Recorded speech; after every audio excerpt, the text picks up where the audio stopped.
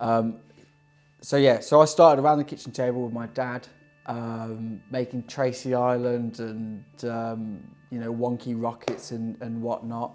And then all the way through school, I loved art, making and drawing. And after I finished uni, I got the opportunity to go out and help this old French-Canadian hippie called Pierre, who is in his 70s, run his woodwork shop on this little tiny island called Fier de Holmona, which is just off the coast of Stockholm. And I spent about 8 months with him, getting up at 4 and doing naked yoga in the Baltic, coming in, and he taught me the basics of joinery and responsibly sourcing wood and giving me that grounded knowledge. It was the carving that I really took to. Throughout my time there, we sold, we made a lot of homewares and used the workshop and small bits of furniture. But I just enjoyed that hands-on, tactile approach that carving gives you, that kind of relationship with the wood. His workshop was sold and he retired later on at the end of that year, 2013, and I moved back to the Isle of Man, where I got into figurative carving, and I produced my first solo show called Hold On To Each Other, which was set around these giant geometric sea stacks that kind of erupted out of the ground with these figures hovering above. And I just liked the relationship between the figure and these landmarks and the space. So in 2014, I moved to Melbourne and I set up a homewares carving business. Because I didn't have a workshop, I just began to rely more and more on hand tools, and producing smaller pieces meant that I didn't need a giant space. So my workshop ended up being the size of my linen rug, and it was just a chair. So I don't have a traditional workshop. There's no machines, there's no workbench.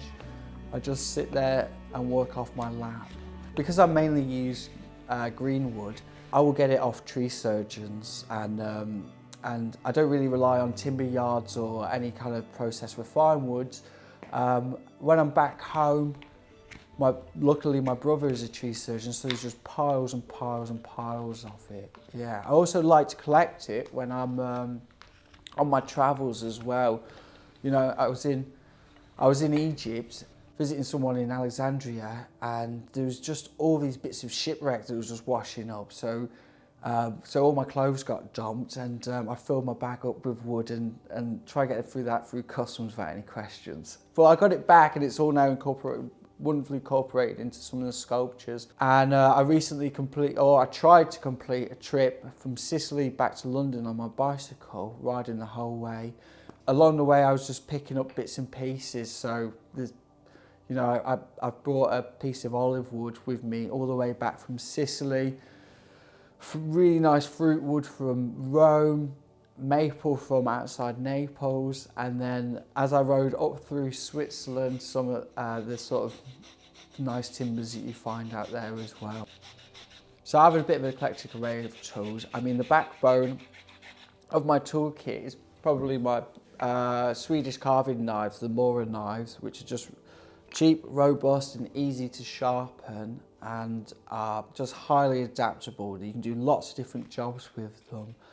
I've got a really nice axe by a guy called Peter Kovac up in the north of England. He runs a company called Soulwood Creations, and he uses these really nice Hungarian forged axe heads, and then he handles them himself, and they cut so cleanly, they're like razors.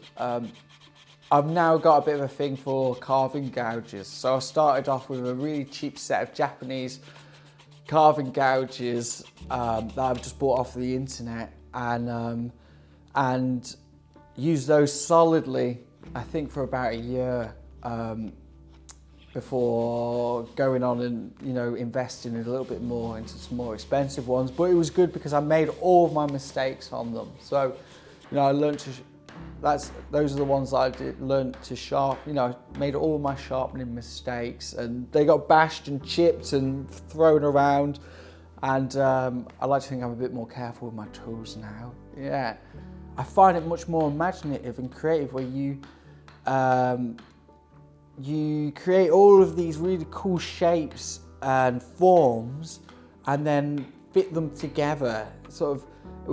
And it's nice because there's a lot of space there for like playing and messing around. And a lot of my process is sat on my chair on my linen rug, just playing around with different shapes and looking to see how things work together. I mean, the amazing thing about wood is that you can create so much texture.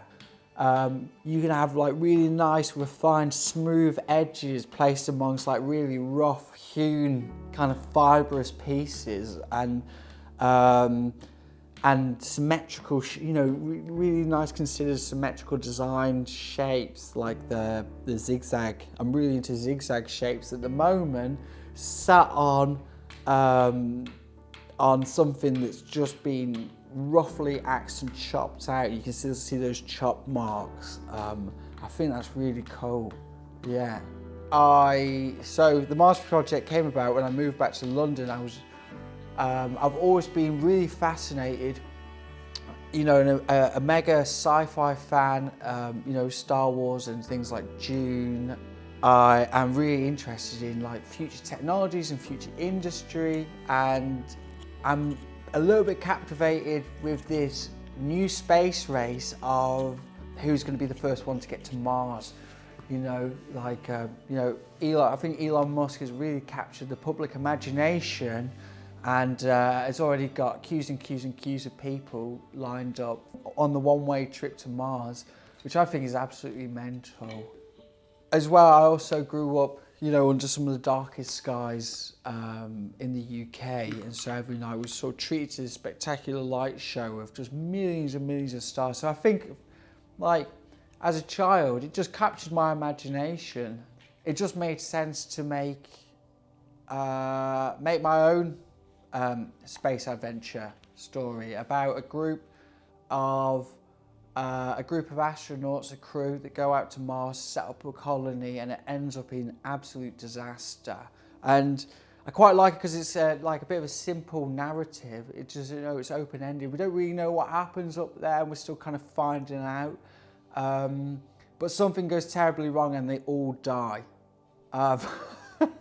Which I think people kind of get hung up on whenever I sort of tell people about this mission. They all want quite a nice happy ending, but it's centered around this idea that we've got this Earth is a paradise. It is a paradise, and so I don't know why we're going up to Mars. Like, why go up there when we've got this? But it seems like we're wrecking this, and that's going to be our only answer. And so, yeah, I can't see it ending well, and it doesn't.